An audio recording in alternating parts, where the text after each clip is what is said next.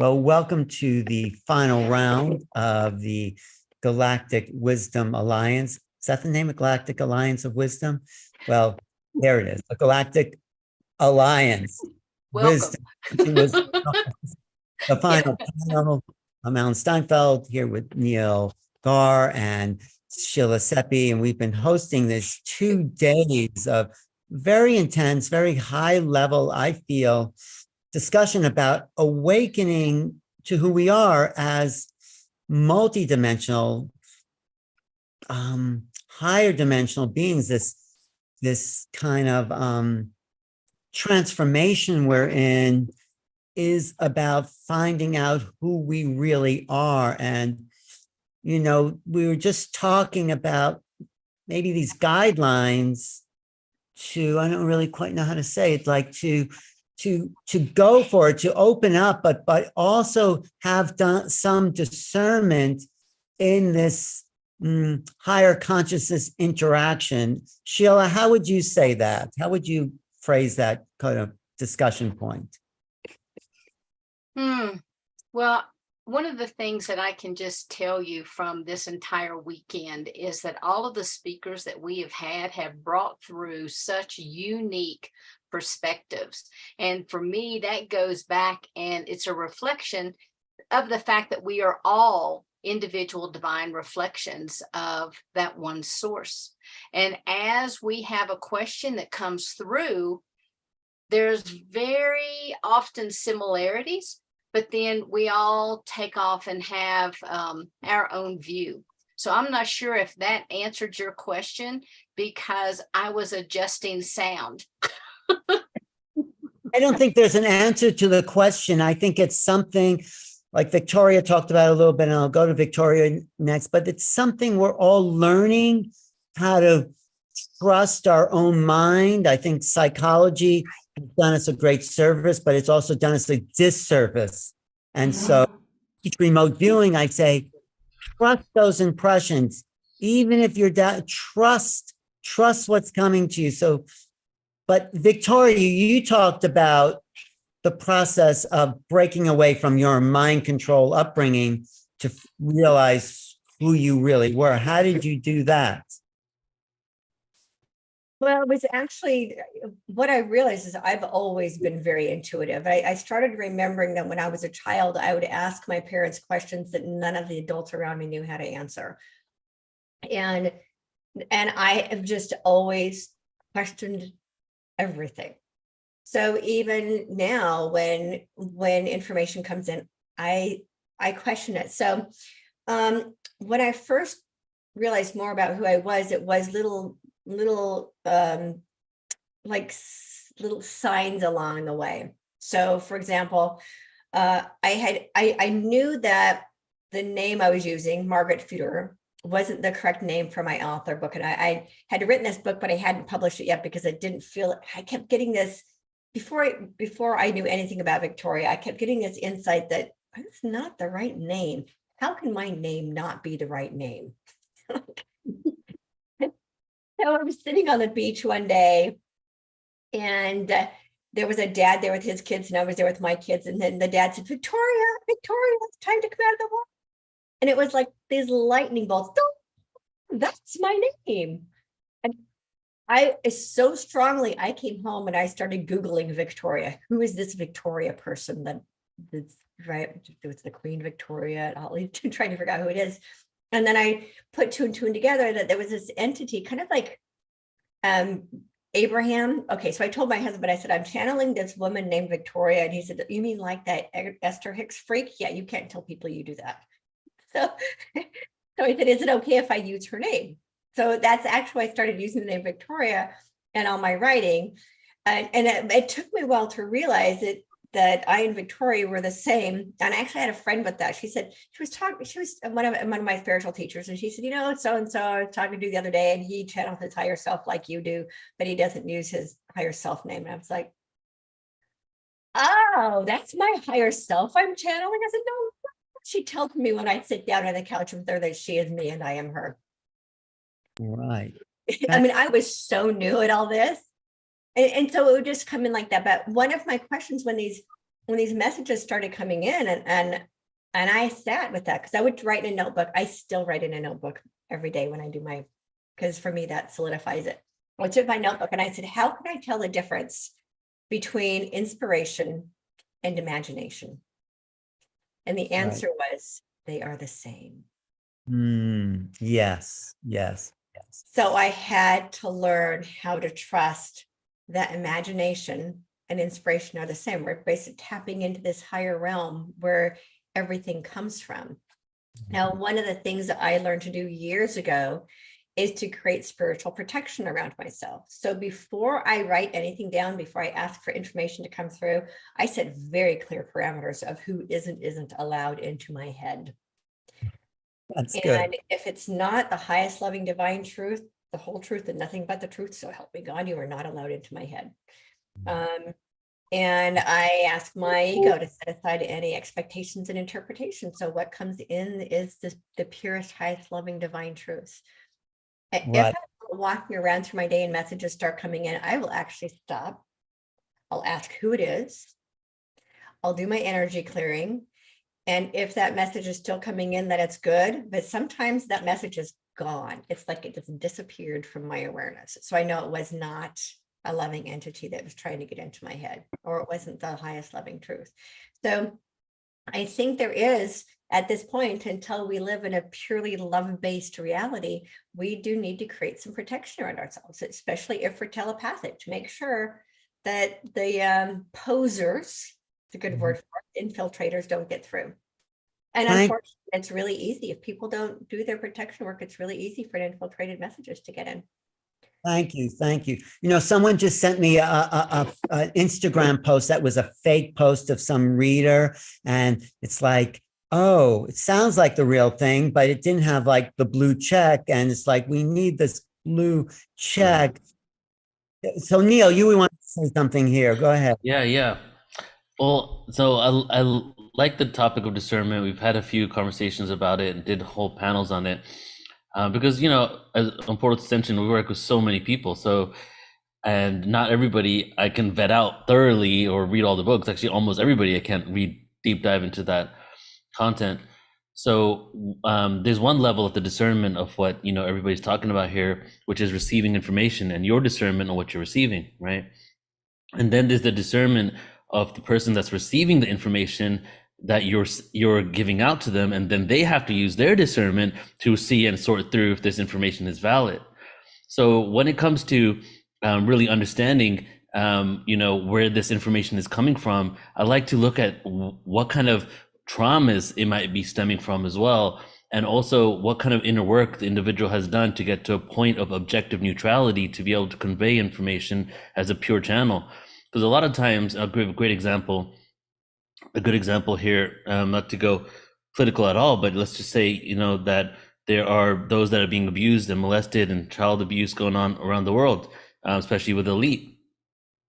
Now, this is actually occurring, but then there are those that have experienced it in their life that jump to accusing people that might not actually be doing it because of the wounds they have received, and they're ready to jump and accuse those others.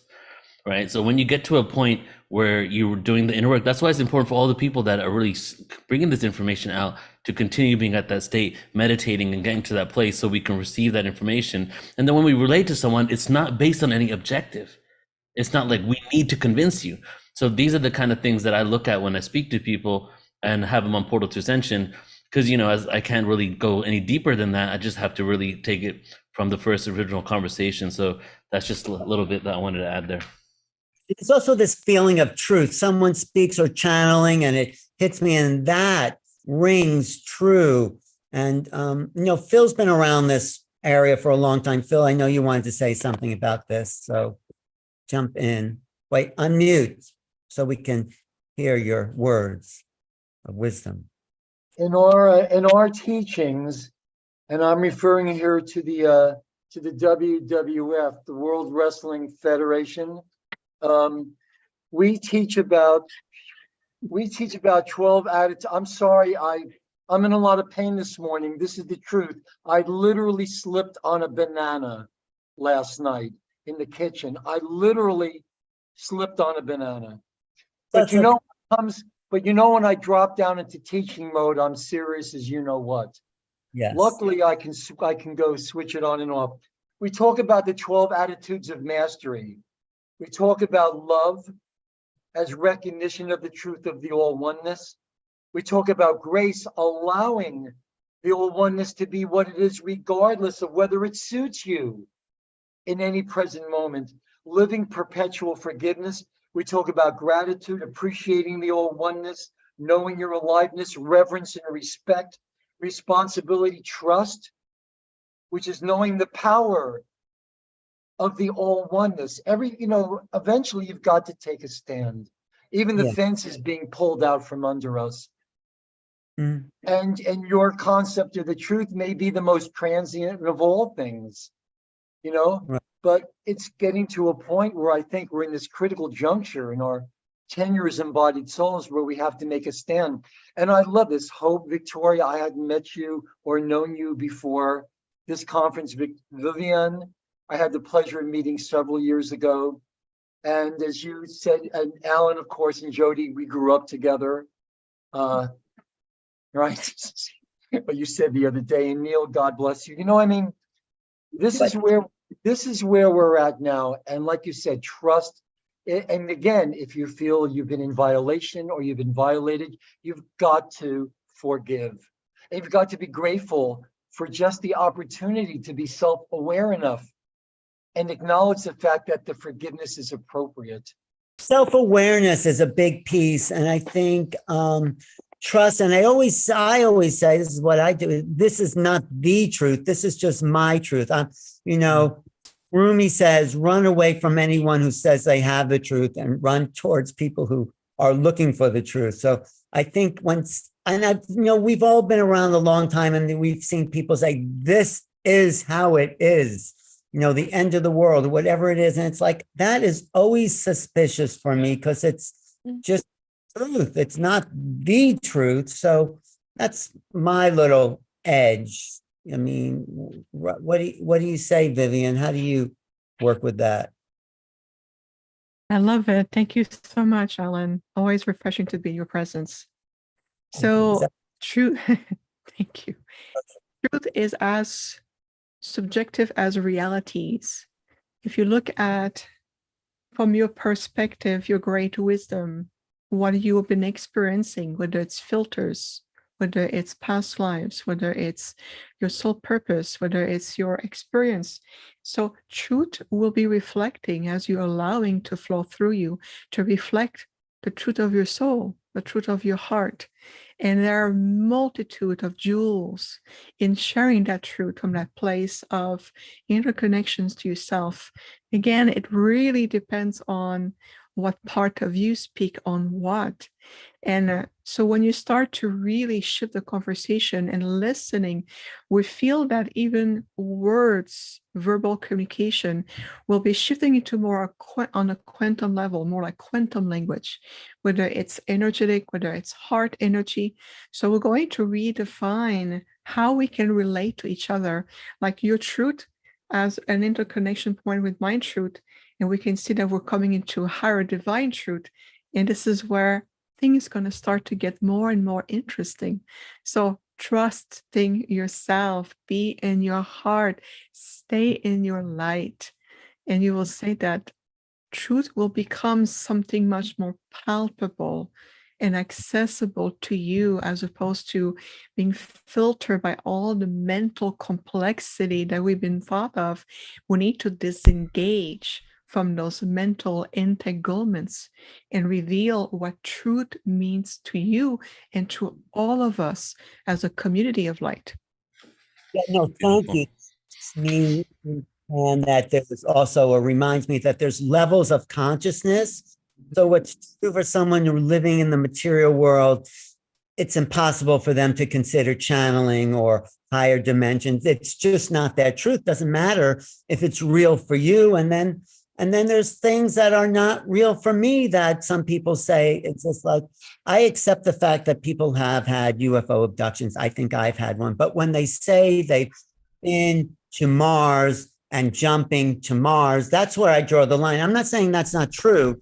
Just saying that's not been my reality of jumping. I'd like it to, but Could no. I ask a follow-up question to this truth question? Yes. So the question here is, okay, yeah, well, there are many truths, billions of truths. Is there a cosmic truth? Is there one universal truth? And is there a truth beyond the universe that we're not privy to because we're just within this universe? And maybe the truth of this universe is just a fractal of a bigger multiverse. Right. I don't think we, I don't know. Hope, you're shaking your head. And so what do you have to say? Yes.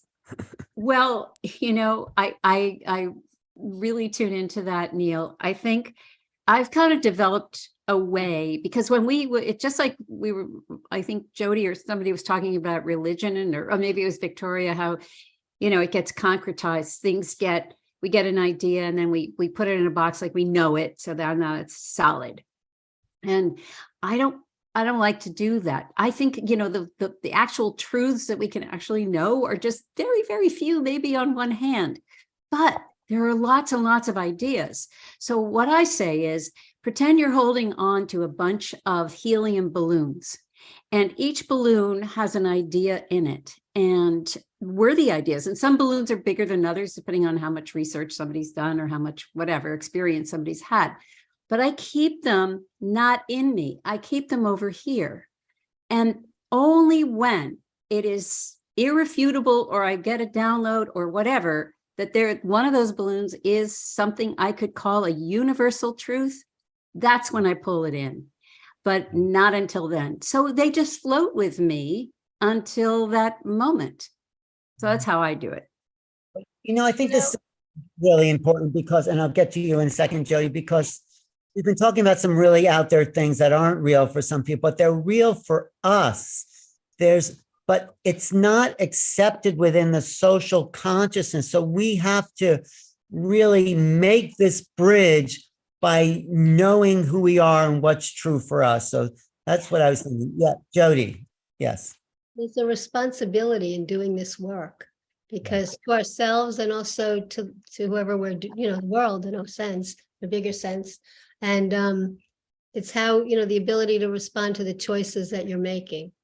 So, but also some people don't want to hear the truth. Like sometimes I'll do a reading and people will say, well, do you just tell them stuff anyway? If it comes through, it's because they're ready to hear it, but they may not realize they're ready to hear it yet. So they may just not pay attention to it. So their responsibility is to take what makes sense for them, at the same time as our responsibility is to bring it in as clearly as possible.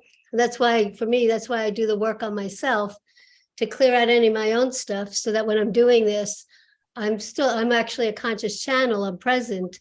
I hear everything, but I could be like over here, even though I'm just speaking like this. So it's like kind of checks and balances, to make sure that I'm not so far out that, for me anyway, that anything could be happening and I'm not paying attention, so.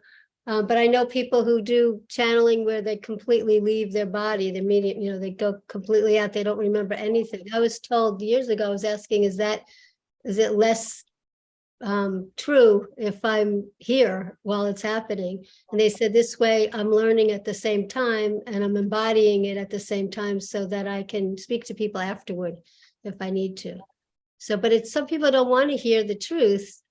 So if they're coming for a channeling and that's what comes through, they're going to have to just decide and work with it on their own. That's their part of the responsibility, to do whatever you want with that information. I think what Neil was also saying, Victoria, is that depending on what level of consciousness you are, that's the level of truth that can resonate with. And some people are ready, and some people, have to go through whatever. My guide will speak to the people in the way that they can at least hear it. It changes what they talk about with different people, because people are ready for different things. There's also trust. But Victoria, what did you want to say? Victoria was adding to what Neil had asked. So one of the first downloads I received was along the lines that human beings are given information when our minds are mature enough to be able to conceive it. So it's like trying to teach advanced math concepts, geometry, to a kindergartner. they just won't get it. But what's happening is that the human mind is evolving enough to be able to understand more advanced concepts, and the more our minds evolve, the more information will be given to us. So there may be a multiverses of information out there that we haven't received yet because our minds can't grasp it yet. Right, but I Yeah. also sometimes where, you might get something and you like Jody and the Skull, that's the next episode, but it was on the skull. Or Sheila, you had this awakening, you had no idea what was going on. How were you able to trust that inner guidance to say, of course you healed yourself? It's always good to have evidence like that, like something real is happening. But how did you make that awakened transition there? For me, one of the first things that I had to learn was, what was my truth? What did I even believe? Because coming in with knowledge that I did not believe in, I had to somehow bring that into alignment in a way that I could accept it in the reality that I was in right then. And so that was a great learning process. What is my truth? The other thing is, about a year being a walk-in, I had an experience where I began having these tall beings come to work with me. They called themselves the laws of karma, and there were 12 of them. When I got to the end of the 12th one, I was taking a shower, and all of a sudden this silvery blob of an eyeball appeared right in my shower. And I'm sitting there looking at it. First, I'm in total shock. Second, I'm thinking, oh my God, I'm naked. What is this thing? And then all of a sudden it opens up, and I literally saw it blink. And of course I screamed. And then I heard coming into me, you now have been given the gift of discernment. And from that point on, I was able to weigh the thoughts that I had originally had versus the information that was coming in. And it was like this huge reconciliation. Now, not everybody's going to see a big eyeball that blinks at them in the shower, but we all have that opportunity to take what we know and to weigh it with what's coming in, that new information, and to address what Neil said about the cosmic truth. I think that there are some basic guiding principles, such as we are all one. We all do come from the one source, but some people don't believe that. But for me, that would be a guiding principle that I've come to know and to understand, that law of oneness. And the other thing for me is to know that love is one of the highest vibrating frequencies, if not the highest vibrating frequency that there is. And so if we are in a place of self-doubt, we're not necessarily resonating within that love frequency for ourselves, because we have to really drop into, what do we believe and who am I? Alan, I just want to say something. Sheila, what you're saying here is, you said there's truth and there's belief. Yes. So that there's a universal truth, we're all one, but there's the belief that allows you to, let's say, holographically create your separation. Yeah. And the phrase that I said a few years ago, I like saying now, is like, the most unconditional thing the light ever did was allow the darkness to exist within it. Yes. They're not separate, they're all one.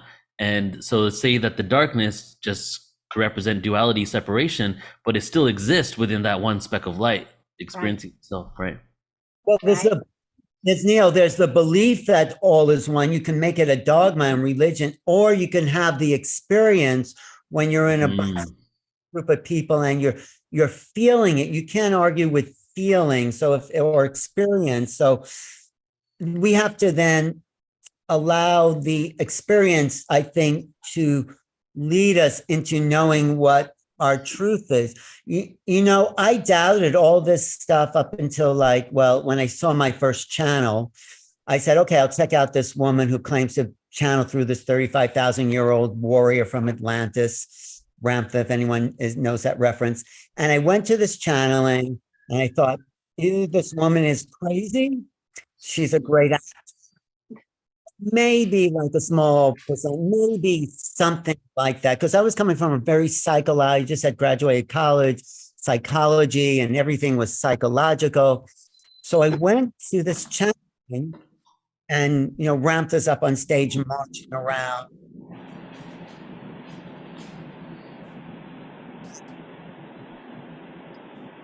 Alan, you can't hear you. Phil, or like somebody. So he calls on me and says, "What say you, beloved entity? How be you this day in your time?"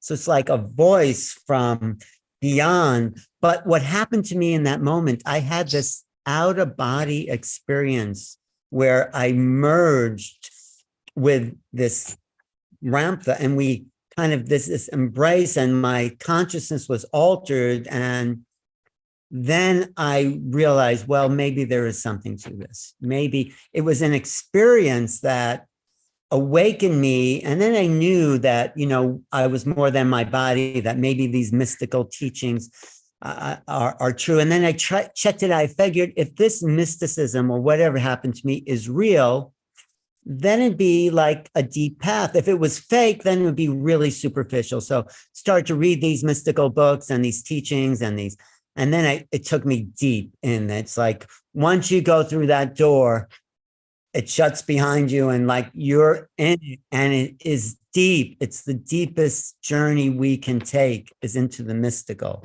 Yes, Vivian. Yes.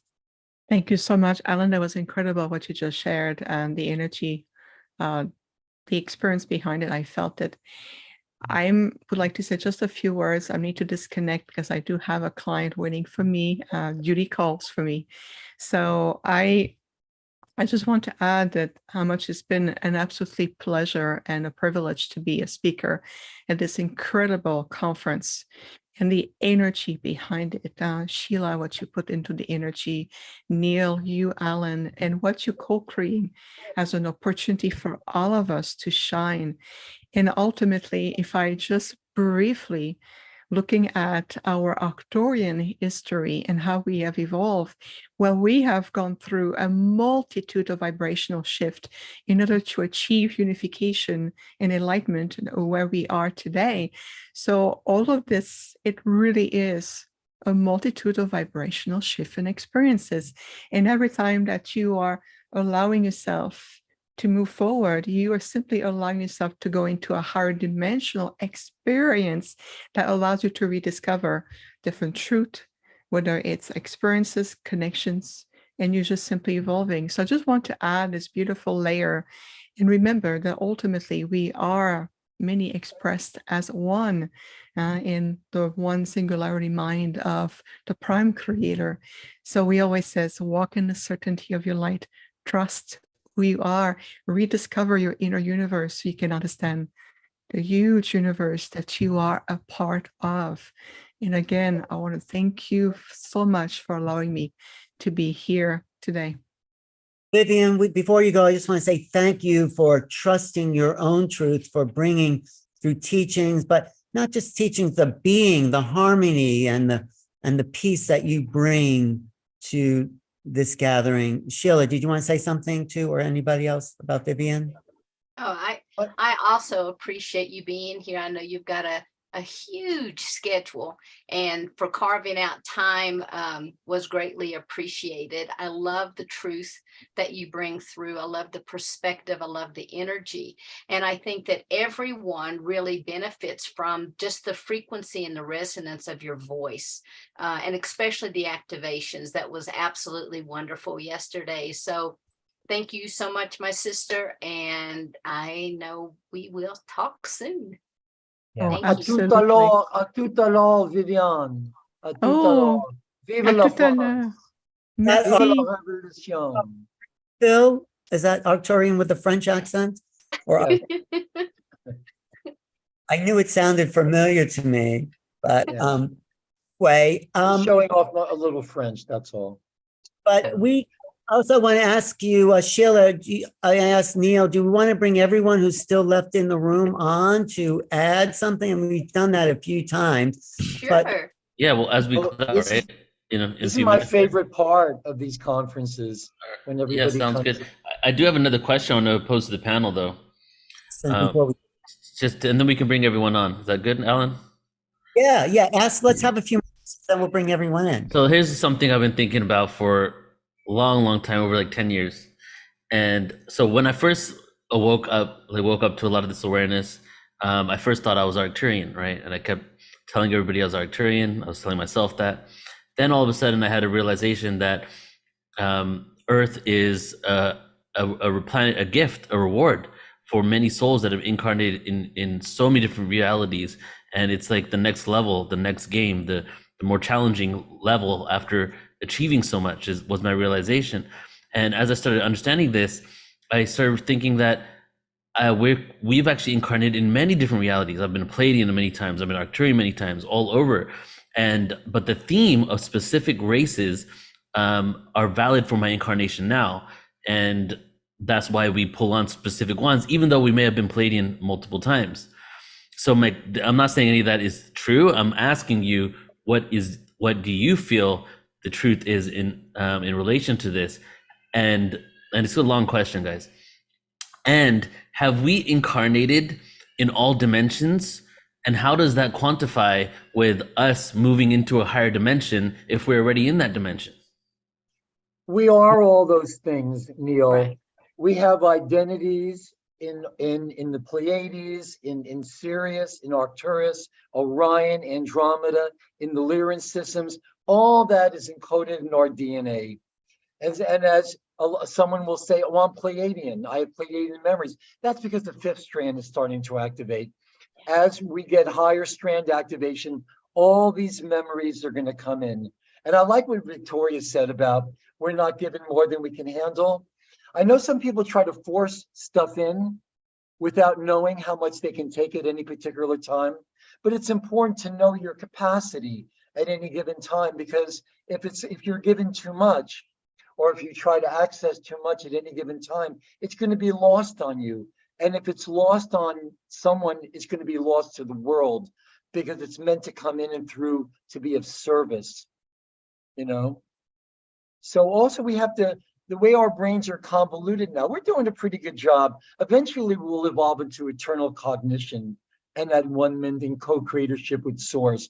But I think we're doing pretty good. Listen, a lot of us didn't ask for that. Well, maybe we did, but I know a lot of people out there are probably thinking, when are the angels going to come in through my window? When am I going to wake up? They're going to be standing at the foot of the bed. Or when are the voices going to come through me? Listen, I grew up a lot of my childhood and teens. I felt like I was transported into a Doctor Strange comic book. It's not always easy, but we have more of each other now and more of ourselves. The higher intelligence is not going to, people have been talked down to and dumbed down for so long.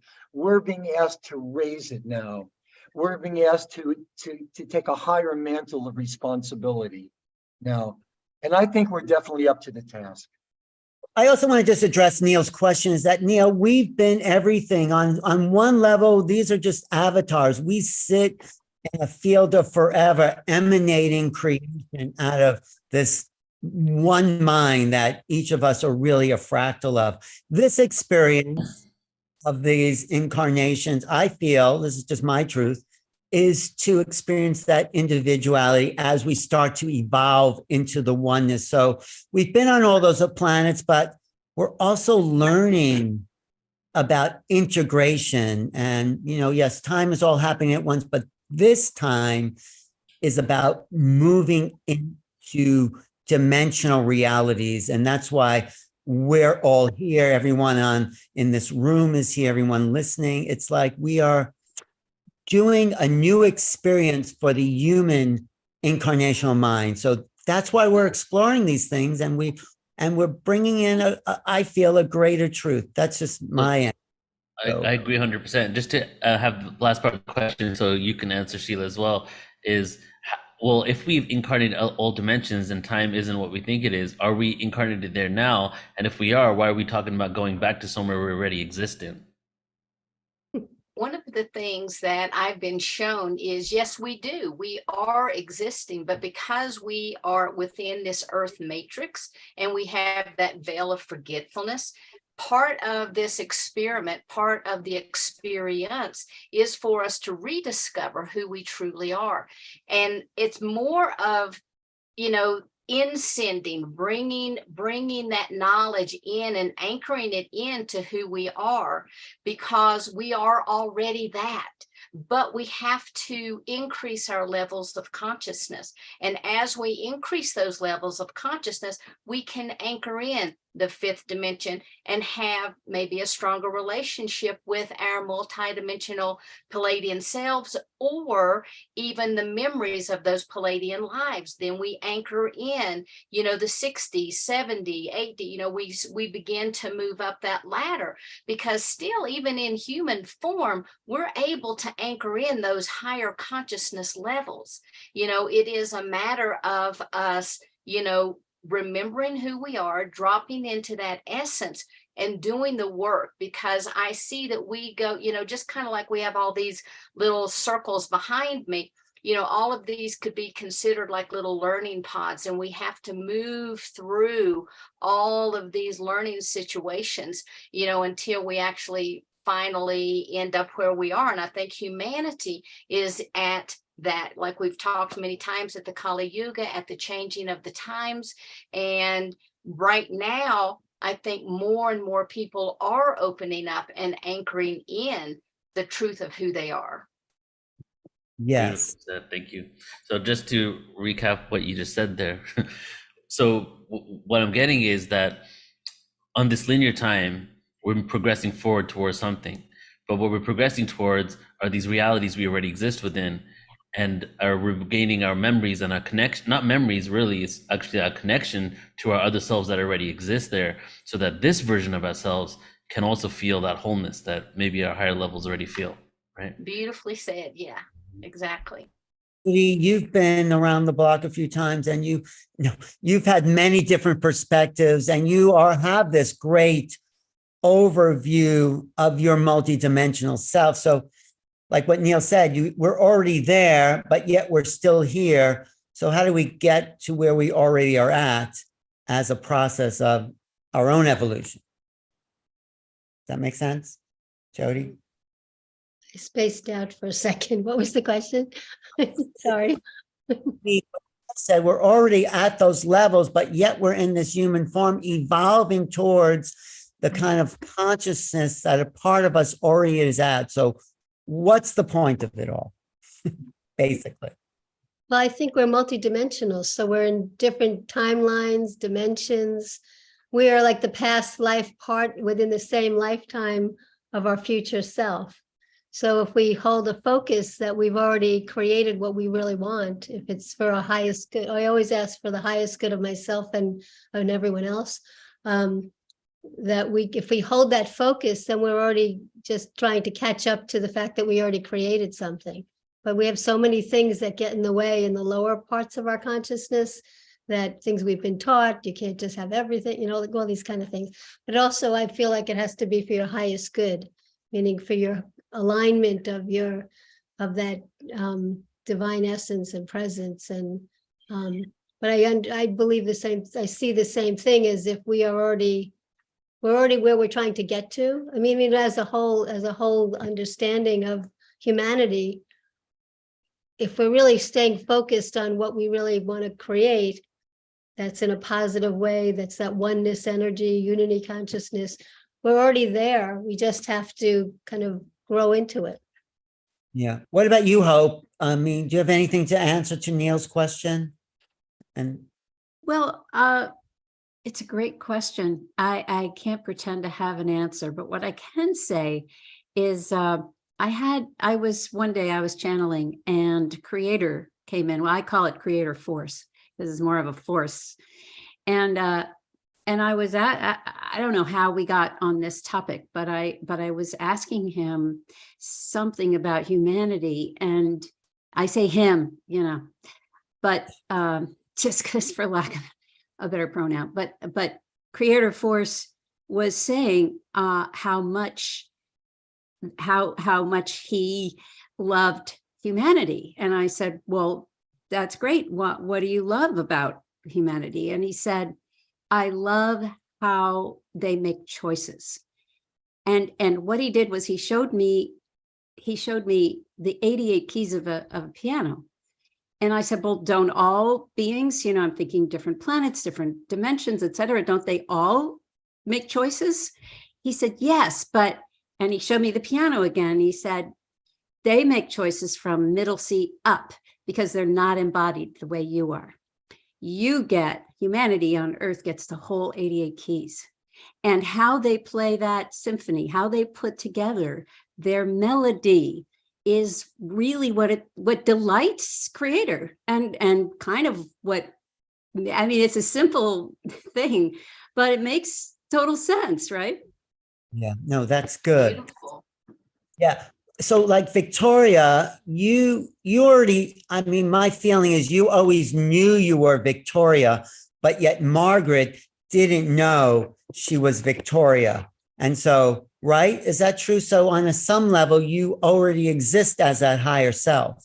And you Right. had to and so my higher self, my personality self, when we finally made that connection, the understanding that came in when I asked, when my personality self asked, what I said to her is, I needed to have boots on the ground. So there was a point where even that my higher self was there and was always in Margaret. Margaret just wasn't aware that stream was already there. So what happened is that at higher, what actually occurred is that now my 8th density self is now in this body. But I exist up through all the dimensions. Not all of me isn't here. I actually have communications with my 12th dimensional self now. And so, yeah, the personality self didn't know that because the religion I grew up, there was no such thing. It was like, you got one shot, this is it, you screw it up, you pay for it for the rest of eternity. So the idea that when I grew up thinking that my soul, that all of me was, I don't know, in my gut or something. I don't know where I thought it was, but now understanding that most of me actually isn't in this body. Most of me is out there. Right. And that's what's so important about these conversations, Sheila, that you're doing every week, that Neil and I and Jody and Hope and Phil have been doing, is that we're learning to define ourselves differently. We only are as great as how we define ourselves. And that's defined by the old paradigm that says you're this small person. But as we become more of a cultural influence, our definitions of who we are expand in the way we hold ourselves in consciousness expand. So I think it's so important to keep these dialogues and conversations going because it becomes a cultural meme that other people can learn this language. And you can only learn a language when you know it's true.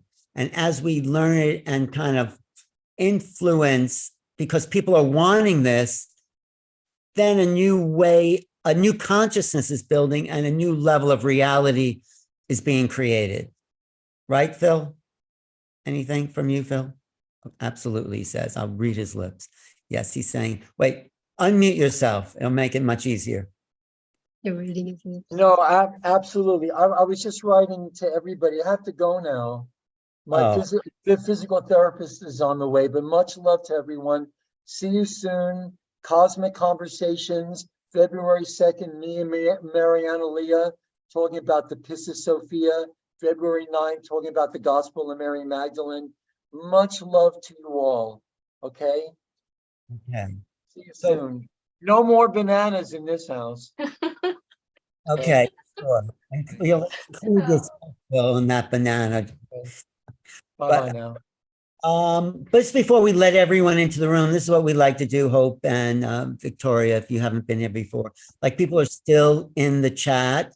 We bring them all into the pool, like everyone in the pool, like for a little splash party there. But before we do that, we just want how about a closing word or, moments or reflection or something.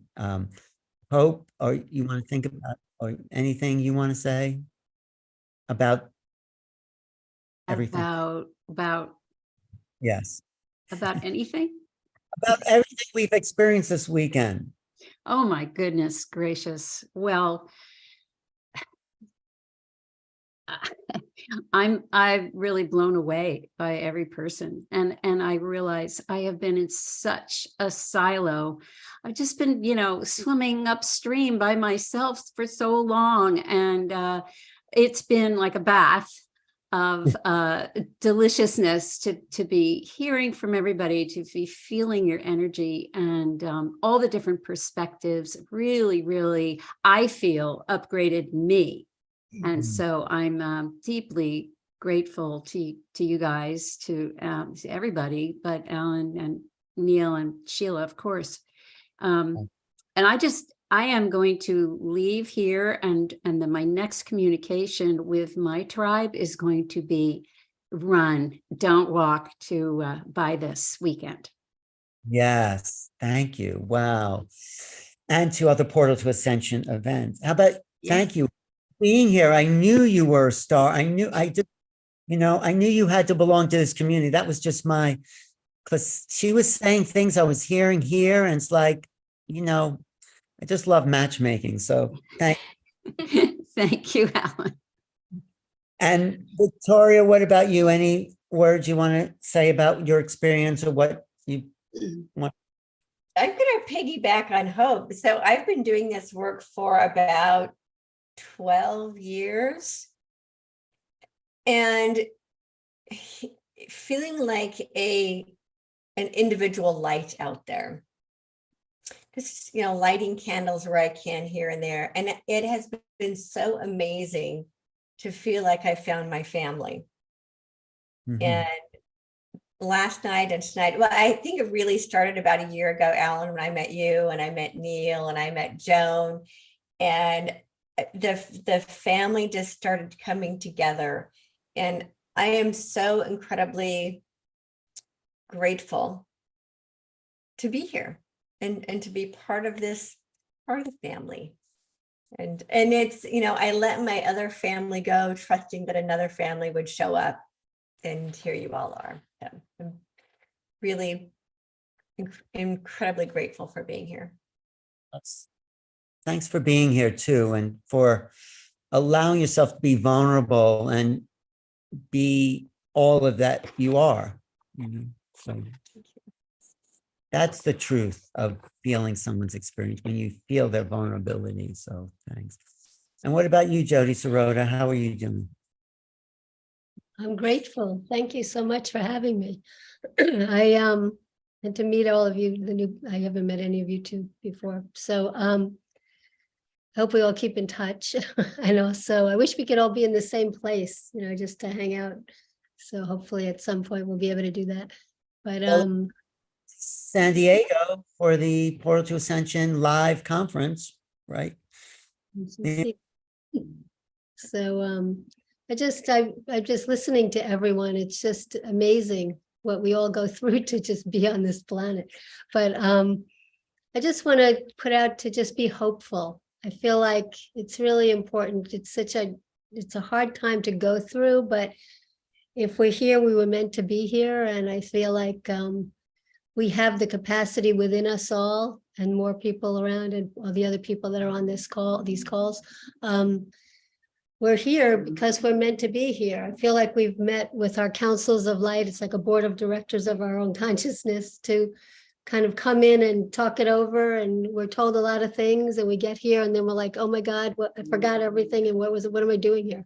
But I think it's all starting to kind of fuse into ourselves now, so that as we all just do what we're meant to be doing, I feel like it connects to the greater whole. And I really believe that we're all going to get through this, and there may be rough times, but hopefully we just keep holding intentions that it'll be easier, and that the future of who we already are in this experience, we've already gotten there, maybe sooner than people are predicting. So hopefully we'll all do that. Right there on our screen, but there's hope. Right. Hope. Right there. Hope The future of all of us. I think that's it's evidence this weekend. This is just my thing, and then Sheila and then Neil, and we'll let people in. And then Neil can conclude if you want to with some wrapping words once everyone ends. But these gatherings show that we're not alone in the dark. We're not this lone candle, that we actually can speak a common language that is internal to our experience. We've all had these mystical experiences, and how do you tell someone about that? Well, you meet someone who can relate to that, and then you realize there's something evolving, I'm feeling, in humanity that allows us to come together and share these really strange, bizarre, or what would be in the old paradigm, strange things that don't really make sense to other people, but it makes sense to us. So either we're all crazy, or we're evolving the potential of these conscious realities to the next level. So I choose to think that way, that there's an evolution of connection and of the mind, and that there is something out there that wants us to graduate to the next level. And it's unseen only because we haven't been taught to recognize it. So we can't cognize it. But my thing is, let's cognize new reality so we can recognize it. So this has been great for me, just to be, of course, I talk about this stuff all the time, but to talk about this with people that understand and bringing in their own resources to add to our collective pool. And everyone in the chat is doing that as well. So thank you. Thank you, everyone who's been with us all weekend, and the speakers. And I'm just also grateful to have met Sheila and Neil, and of course, Jody from 40 years ago, and Hope and Victoria and everyone else who's been here. So thank you. Sheila, how was this for you? Yeah, it was amazing. I always love doing these events, and I think we spoke about this earlier, how it feels as if each event builds upon itself. This event feels extremely rich, extremely deep, and I think that a lot of people had realizations based on some of the comments that have been made, some of the questions. It'll be interesting to see how everyone else perceived it, but I'm very grateful for everyone having to come and to join us this weekend. I want to thank you, whether you're in the audience watching us on YouTube, the speakers, of course, thank you so much. I loved every one of your presentations, and I took something away. And I always leave these events, growing a whole lot more than when I came in. So I can really feel those activations and how they are propelling me to a next level. So thank you guys so much. And obviously, thanks to Neil and to Alan. Thank you guys so much for supporting Galactic Alliance and, kind of being the rock and the foundation for these events. Thank you so much. Check out Galactic Alliance, because this is with life. It's her dream. She's living her truth, and Galactic Alliance is something that needs that support. So thanks. And Neil, our master of ceremonies, yes, what do you have? Well, I mean, there's so much been said, I'm really just like tuning into it all right now. And honestly, like, we're going through not just a great awakening, but a great remembering. This is challenging, I guess. It's challenging for me too, to embrace all of this darkness, all this chaos, and all this confusion and forgetfulness as a necessary step for us to awaken, to remember who we are, right? However, it's inevitable. When I see chaos, I just see the opportunity for light. When I see people, systems crumbling, economic systems falling, old paradigms, institutions going down, it's just giving us the opportunity to create something new, something that works for all of us. And if these systems continued, if the status quo continued, the status quo will continue to happen, and people will stay within this construct.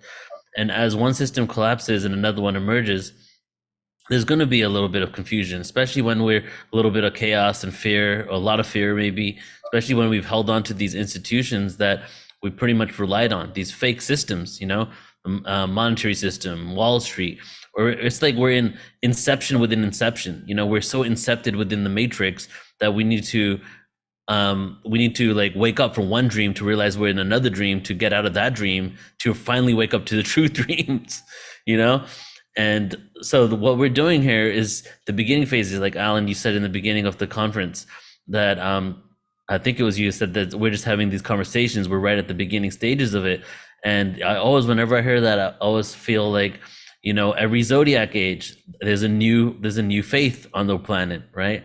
We're in a new zodiac.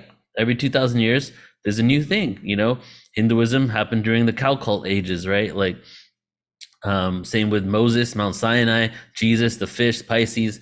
We're in a new age. If you look at history will tell us that something is about to shift. So it's more about is it going to shift? It's about what we're going to create with what is happening, right?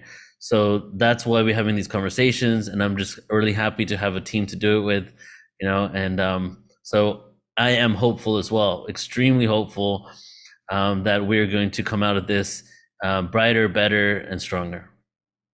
Right. Beautiful. That is a beautiful. So should we let everyone into the pool? Let's do it. You could come in if you want to share something or doesn't have, you don't have to say how great or whatever this weekend, but share what you've learned, and what you want to, others may want to learn from what you've learned, or, not too long, but everyone, if you want to share something, just including Willow. Oh, Willow's leaving there. Okay. So Willow you want is exiting the room. to bring people. So we're going to make everyone a panelist, right? Oh, Pauline, I see Pauline's in the room, so I must have missed her earlier. So sorry, Pauline, but I think you're the panelist now. Okay. Yeah, Pauline. Oh, Pauline came in at 8:15. We started late. We started early. I gave her the wrong time. It's okay. No. She can say something now. Pauline. Yeah, let's bring Pauline in. And everybody, I'm bringing you all in here, but let's get Pauline on first. And before you go, Pauline, let me just, hi, Pauline. Let me just say to everybody that's tuning in on YouTube, we forgot to mention, we're at the tail end of a 2-day conference, 10 hours a day. So you're seeing us right at the end of this event. And if you're interested in attending this conference and seeing the replays and have unlimited replay access, go to portal2ascension.org, online events, and it's right there. It's the first event there. You can take a look there right now if you want to, and see what we experienced. But that's where you can find out more. So, all right. I'm so bringing everybody on. Hey, Pauline, how are you? Nice to see you. Yeah. Go ahead and unmute yourself. Pauline has some walk-in experience too. For those watching, we just met her in Mexico, and you just unmute at the lower left-hand corner there. You see that? Lower left where their microphone is red. You can unmute down there. Here, I'll just ask you. Yeah, I just did it too. I did too. But while Pauline's doing that, I want to ask Frode from Norway, unmute yourself, and you're up there in the outback of Norway. What was it like to hear this conversation in the middle of the wilderness? No, I actually live with Ås. So yeah. What? Now, I have a degree in nature science. So I actually wrote about how the paradigm is the problem. So the way we think and the consciousness is the problem for the whole world. So I have been experienced other consciousnesses my whole life, I think. When I was a little child, I liked to lie down in the snow and connect to the stars. And in Norway, we have a 3-month winter. So I grew up on a farm and been very connected to the universe and the deep consciousness. And lately, I've been studying with Peggy Dubrow Phoenix about the being of the field. So I experienced being of the field a lot. This weekend you experienced. So now I'm just very deep into the consciousness, and I can feel if I take decisions in my consciousness, like connecting to the higher will, I feel like boop, boop, boop, boop, boop, boop, connecting up and down and left and right. And also, I feel like we can clear consciousness with vibrations, like going deep and high and wide.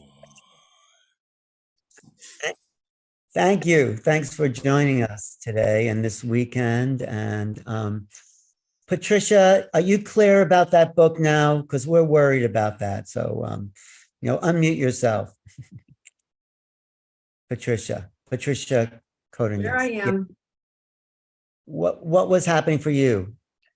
Alan, this has been really, really heart-opening and eye-opening for me because I have the absolute confidence to finish volume 2. I mean, tuning into spirit, that came in back in 1983. I've been channeling these beloved guides who have been there for me, giving me all this great information. And they told me, I thought this was going to be the only book I ever wrote. So I put volume nothing. And they insisted put volume 1 because there will be a volume 2. And you've all inspired me now to finish it. I only have 5 more writings and I'll have 40 and it'll be ready to go. All right. So, thank you. We're waiting for. So Okay. I think, Pauline, is your microphone working now? No, still nothing. You're unmuted, but your microphone's not coming through. All right, we'll try again. Yeah, sounds good. Okay, yeah, we're not, anyone else? Terry, do you want to put yourself on camera and unmute yourself? And then if no one else wants to join, then some people are not. And let me just say to everybody, if you are not a panelist and you want to be one, let me know in the chat because I believe I've asked everybody. So just let me know if you want to come on. Yeah, Terry's an old friend of mine and Hope. So how was this for you, Terry? Well, I have to be honest, I had pre-existing plans this weekend. So I caught snippets, but I'm really looking forward to watching this this week. And what really comes to me is that we've all been brought together in different ways. I met Jody probably 35 years ago through someone completely unrelated to this group in the early 80s. I don't know if you remember Jody, but it was probably 40 years ago. And then I used to run into Alan, and then Hope came into our shared world. And I think what I'm really feeling with all of this is that it was all predestined, that we all met each other in different ways. And as a soul group, whatever our connections are, I think it's fabulous that Alan is the Uber networker who brings us together. And obviously there are other Uber networkers in this circle, but I really look forward to listening to everything. And I hope that, I feel the energy, even though it's recorded. So thank you, everyone. I look forward, and really nice to see everybody. Yeah, thanks, Terry. Great to see you. And Pauline, okay, I guess this is it. So, thank you. Neil, do you want to leave us, or Jody, you want to say a closing prayer and then Neil can do it? Since you open the circle, you have to close the circle. And Neil can do his. Okay, so everyone just take a few deep breaths and close your eyes. And just feel your heart open more than it was before, from before when you first entered this weekend. And allow yourselves to feel inspired in whatever way, shape, or form that comes to you, to be able to take something with you from this day or these 2 days. And to be able to allow yourselves to awaken even more so than you already have. And to allow yourselves to really receive whatever you would like to take or whatever your soul is ready to take from what all of us or some of us or just the whole group as a whole. So knowing that together we're all evolving, and to know that it's time to come into a place of peace within ourselves, to trust as best we can that we make a difference individually and together.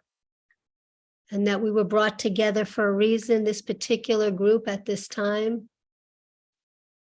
And that it's allowing everyone to feel connected, not to feel alone in their growth and of evolution, and to know that we're all here for each other, whether we even know each other or not, or ever see each other again or not, or have for people we haven't even seen yet. But that we're all part of the same energy of pure love, the frequency. It's a frequency that has no conditions. It's an all-inclusive frequency. Allow yourselves to feel that you can have compassion for yourself and others and for the world around us. And to really hold in our thoughts and in our hearts that in the future, which can even be a moment from now, we can already all be healed. We can already be evolved. We can already feel that oneness and connection. And that the love never dies. And the answer to all questions is the frequency of love. Know that you are part of that. You make a difference. And feel gratitude for being. And being here with all of us on the same planet at this time and continuing. So be it and so it is, in gratitude and love. Thank you. Jody. Thank you so much, Jody. So Pauline's mic is actually working now, I believe. So I would love for, is it working, Pauline? Are you here with us? Can you hear me? Yes, there we go. So just a backstory, but I just want to give you, because we were closing out here, we actually started our panel hour earlier. I was looking for your name in the room, but I forgot I give you the time now, but that's okay. So we just connected with Pauline here in Playa del Carmen. I was walking past a cafe. She was sitting with someone I knew, and I walked up to her and said, "What are you doing?" And she goes, "Have you heard of walk-ins?" I'm writing a book on walk-ins, and I'm like, have I? I was with Sheila Seppi doing the first 2-day walk-ins conference, and we connected ever since.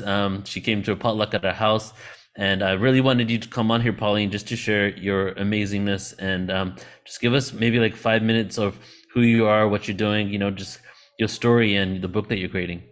Oh, thank you. Yeah, that was a fun night meeting you all.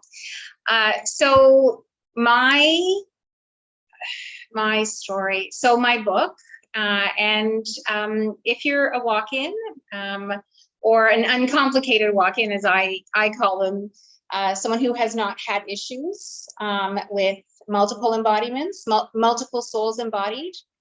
My book is called Who's Holding the Microphone? And it was my experience of coming to the awareness that I am a walk-in. However, there were some issues with that I knew walk-ins existed. I had never shown as one, and was on a journey to find something I didn't know what. And it was on day 500 of a daily walking meditation that I gained the awareness of what was going on. And at that point in time, there were 6 souls embodied. I was living in an energetic soup and had been since the age of 8. And I had been at a meditation retreat. I've been at several of them. I was in one at the end of October of this year. I knew I was going to write a book. I did not know that it was going to happen so quickly and within such a short period of time. And so I attract 100% based on my statistics, walk-ins who are of the Blueprinter soul group. And that's really what the book is about. There's not much information available on blueprinters, not that I have found. I've been given a ton of information on blueprinters, and it's such a beautiful thing because I'll be given awareness of a new type of blueprinter. I used to call them flavors, and within a day or two I would meet one and I'd be like, oh, I know who you are, I know what you are, could I have a conversation with you, because I want to know what your specifics are and what you're here to be the living example of, and how you get messed with. So the book is, it's not a long book. It's about 40 pages, and it'll be available for free on my website. Manuscripts and editing right now, and then I'll go into the sound studio and record the audio. And actually, the reading a book on walk-ins is a prerequisite for doing any client work with me. And the information that I have compiled on blueprinters will also be available. I think it's really, really important that we find each other. Everywhere I go, I meet walk-in blueprinters, and the conversations start with, I don't know why I'm contacting you, or I knew when I met you that there was a reason that I met you, and I, I find it hysterical, and I'm just like, yeah, absolutely, I'll have that coffee with you. My meditation community is global, and all the time I'm on Zoom calls with people who've just reached out and said, I don't know why, but I need to talk to you, and I'm kind of like, yeah, I think I have a reason why. And when I jumped on earlier, there was a discussion. Hope was talking about the silo, feeling like she was in a silo. And the tribe is necessary for each of our own evolution. And I find that we as a community, we reveal each other's puzzle pieces. And in community, in conversation, you get your piece, I get my piece, and it's dynamic, it's exponential, and it's multidimensional. And the commonalities of the conversations are so beautiful. And this is how communities awaken. And I am just having so much fun. I just never know what each day is going to hold, who I'm going to meet, and what puzzle piece they're going to bring me and what I'm going to bring them. One of the big things in the last week and a half, which if you're like me, that seems like a couple of years ago, that would seem have been like a 6-month period. Now it's like a week and a half, is the transition from doing to being. And that was one of the big hurdles I found for me of, what am I here to do? It's who am I here to be? And I believe that's when we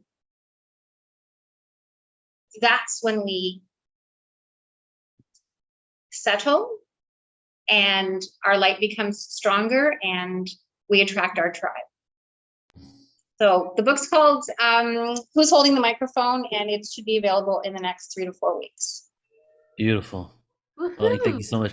Yes, we are human beings, not human doings. Yes, and it does seem to be a challenging part of the journey, right? Because we've been programmed into what are you doing to prove your worth, and now it's who are you being? Who are you showing up? I love it so much. Thank you, Sheila. I'd love you to jump in and share, what your experience is.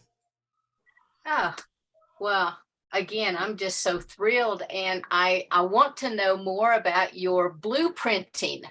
That sounds so amazing. And it's just like, when you put that intention out to the universe answers. So everywhere you go, you start to meet people, you start to have these conversations. And so I can't wait to hop online and grab your book.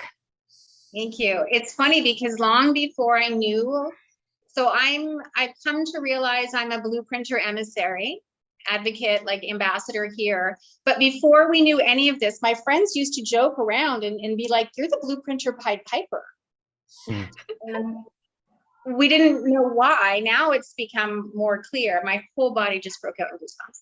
And yeah, so it's fun. It's what a ride. What a ride. Beautiful. Thank you, Pauline. Great. Thank you for all you are, Pauline. Appreciate you. Thank you. Okay, to conclude, ready for us? Yes. All right. Should I conclude with a poem? Well, how else would I know, right? Absolutely. So everybody, I just finished, while the event was going on today, I finished the manuscript for my poetry book, and I just submitted it to the publisher to come out. So in a week, it's going through editing now, starting tomorrow. It's a poetry book. It's one of a series of poetry books. It's the first volume. It's called Planet Earth, Poetry from the Next Dimension. And so the first is coming out with my spoken word album that's done with music, classical music, violin, piano, and all that. So there's 10 tracks with classical music behind it, and then the 10 poems in this book. However, you know, being a Scorpio, I guess, and multiple other things, I couldn't go with just 10. I had to just like dump a whole bunch of stuff in there. So I created a separate section at the end after the first part called The Ancient Scrolls, which are a series of spoken word pieces that I just wanted to add to this. So I'm going to read the first paragraph of the Ancient Scrolls section, which is introducing to the Ancient Scrolls, and then I'm going to do the first poem in that section called Duality. You are about to enter the ancient archives of your planetary system. As you enter this portal through the process of turning these pages, the library of your Terra and other orbiting planets around Sol, your sun will be unveiled. You who are reading this now have heard the call. You were chosen, and you also selected this experience on Earth. This incarnation is a gift that you gifted yourself. Your ancient memories await you, and your extrasensory abilities are ready to reemerge once again. Welcome to the ancient library, the ancient scrolls. The following is esoteric awareness that has been hidden from humanity for eons, presented through the medium of spoken word. With each page you turn, you unlock a key into your own consciousness, thereby unlocking codes within the cosmos. As above, so below. And so it was written. This piece is called Duality. It's okay if sometimes you see darkness. Just remember it teaches us what the light is and how much we miss it. When the absence of presence, eternal resting place for all aquatic bodies, I am every and no body. I know everything and I know nothing at all. I am hate and I am love, fear and trust, pain and bliss, love and lust, sex and a kiss. I am as what has been seen, what will always be, and what will never become. The slumber of delirium. I am the illusion of reality that we think that we are in. I am the confusion of duality of war where no one truly wins. I am the pollution of intellect and youth, where all we believe we do is sin. I am the fusion of like-minded souls to who together will transcend. I am spirituality and organized religion. I am the perception of consciousness manifest into this dimension. I am the lesson, transcend fear and aggression, achieve ascension. I am the new world order. I am the world full of borders, testing my commitment to the recycled universe. I am loyal and I have betrayed. Lied, killed, pillaged, loved, tortured, hated, lusted, trusted, incarnated, and nurtured, all experiences in these universes. You and I, we are all of this. I am the perfect circle, split by the white light and twisted to form the infinite. You see, I am all that is. We are all that is. Nice. Thank you, Neil. We Thank have you. some events coming up. See us live and in person in San Diego. Go to portaltoascension.org. See us in Glastonbury in August. And then we're all, some of us anyway, taking a trip to Egypt with JJ and Desiree Hurtak to really open those stargates and activate the higher consciousness that is waiting for us. It'll be next level. Mhm. So thank you all for today. Thank you, Neil, Sheila, everyone. Thank you, It's- everybody. Yes. Thank you so much. Thank you. Thank you. Bye-bye. Have a beautiful rest of your day. Namaste, everyone. I must Much go. love.